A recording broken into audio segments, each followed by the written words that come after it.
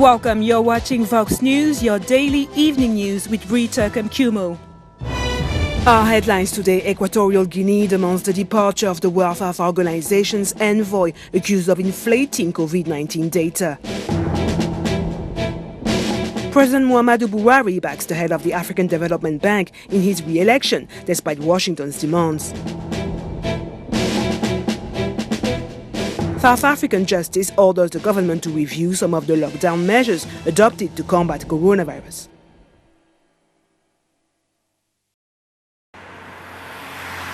Our top story today: Equatorial Guinea demanded earlier this week the departure of the World Health Organization's representative in the country, accusing her of inflating the number of coronavirus cases, according to the government.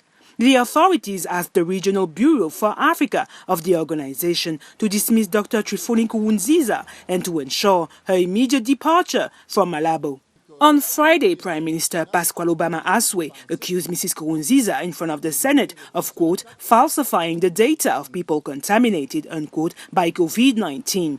The Prime Minister specified that the issue is not with the World Health Organization itself, but with its envoy.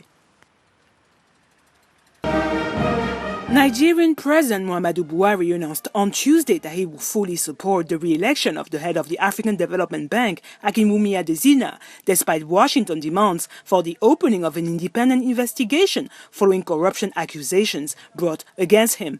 The former Nigerian Minister of Agriculture is seeking a second term as head of the financial institution as part of the election scheduled for August.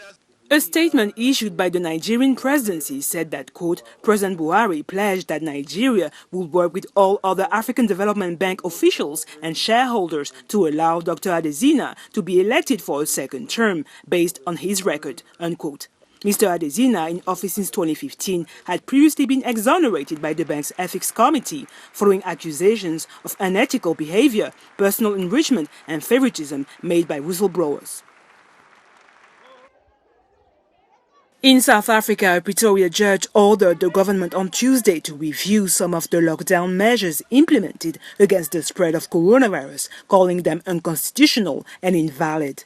For instance, the ban on attending funerals or playing sports, which the judge considered, quote, not rationally justified by the objective of slowing down or limiting the rate of virus infection, unquote. However, the High Court suspended the application of its decision for another 2 weeks to allow time for the government to amend and republish the measures deemed contrary to the law, leaving the rules in place for now. Non-governmental organizations and a private individual had seized this court, whose ruling illustrates the ongoing political tensions and the level of division in the country regarding the response to the coronavirus pandemic. In Senegal, the authorities decided to postpone the resumption of classes for all students in exam classes scheduled for Tuesday morning until a later date due to coronavirus. The resumption of classes involved pupils in 5th grade, 3rd grade and senior classes. Classes have been suspended since March due to the pandemic. The Ministry of National Education argued the discovery of several cases of COVID-19 contamination among teachers in the Casamance region in the south of the country. In Mali, the resumption of classes for students in primary and secondary examination classes scheduled for Tuesday was boycotted by 7 public sector teachers, according to union sources. In addition to a salary increase, the public sector teachers were demanding that safety arrangements be implemented in their schools to avoid contracting coronavirus. The Minister of Education, Mahamadou Famanta, promised in a statement that all security measures will be observed and begged teachers to resume classes. She added that the resumption of non-examination classes will be effective as of the 1st of September. In Zimbabwe, the government decided to reinforce the preventive measures adopted to limit the spread of coronavirus, as the country officially registered 76 positive new cases on the 28th of May alone. To this end, the police banned on Tuesday the center of the country's capital, Harare, from thousands of people. The police also announced in a statement the strengthening of its patrols to better enforce the current lockdown order, to the dismay of some residents. They are searching the cars, and if you do not have a permit or letter, you are not allowed to pass. So it's now difficult to give a lift to someone who is not in possession of a letter. The queue is too long and they are taking long to clear us, and it's difficult to get into town. The car that I was in was turned back and we had to get out. Government spokesman Nick Mangwana explained on Twitter that the government had not decreed any change in the lockdown regulation and that security forces were only ensuring compliance to the existing measures. With a population of about 14 million inhabitants, Zimbabwe officially registered 206 cases of coronavirus contamination, including 29 recoveries and 4 fatalities. In the Democratic Republic of the Congo, more than 2 months after the authorities reported the first positive COVID-19 case, the country surpassed the 3,000 cases mark last weekend. Activists and non-governmental organizations in charge of raising awareness among citizens in the streets of Kinshasa sometimes notice an absolute denial of the disease by residents.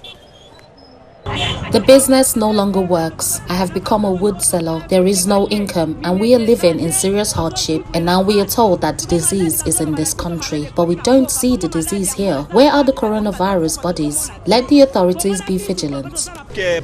We are asked to look for symptoms that tell us if someone is sick, whether it's a cough or a malaise. I myself have been sick more than 4 times during this period of coronavirus, but I treat it myself and I assure you that coronavirus has nothing to do with it.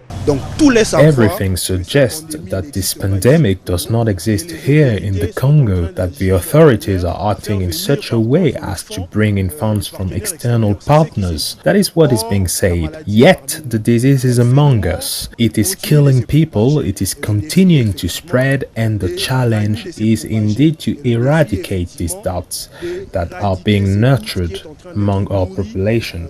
COVID, as you can see, is a disease that's not known here, and people think it doesn't exist. So we must already explain that it does exist and also make people aware of the first steps to be taken, not to stand too close to each other. It's very complicated, as you can see, in a city like Kinshasa, because there is a very high urban density.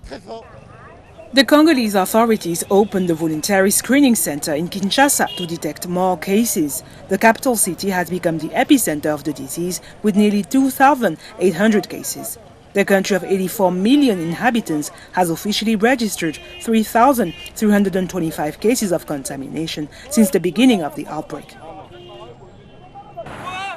On the political front in Libya, the United Nations reported on Tuesday that the country's warring parties had agreed to resume negotiation talks to reach a lasting ceasefire after a 3-month suspension. Pro-Eastern-based military commander Khalifa Haftar forces have been battling since April last year to seize the capital Tripoli from the government of national accord through clashes that killed hundreds and displaced 200,000. Neither side has yet commented on the statement issued by the United Nations support mission in Libya. Tunisia is fighting for its cultural heritage. The National Heritage Institute urged authorities on Tuesday to block the selling of royal artifacts at an auction in Paris, saying they were taken out of the country without any permission in March over the lockdown period. The head of the institute said 114 objects of, quote, huge historical value, unquote, disappeared, including an ancient Quran, which belonged to one of the last representatives of the Husseinid monarchy that ruled Tunisia for 2 centuries.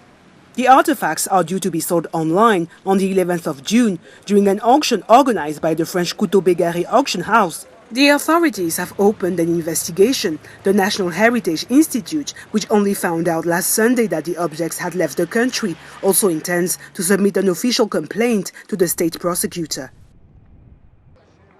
On the football scene in Nigeria, coach Rohr vowed to lead the Super Eagles to a 4th victory in the Africa Cup of Nations following the renewal of his contract for another 2 years.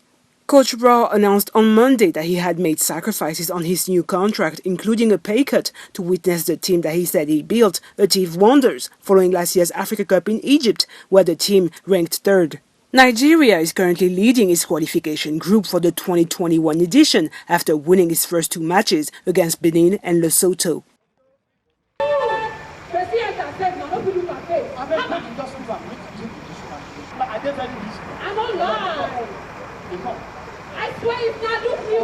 If I grip them,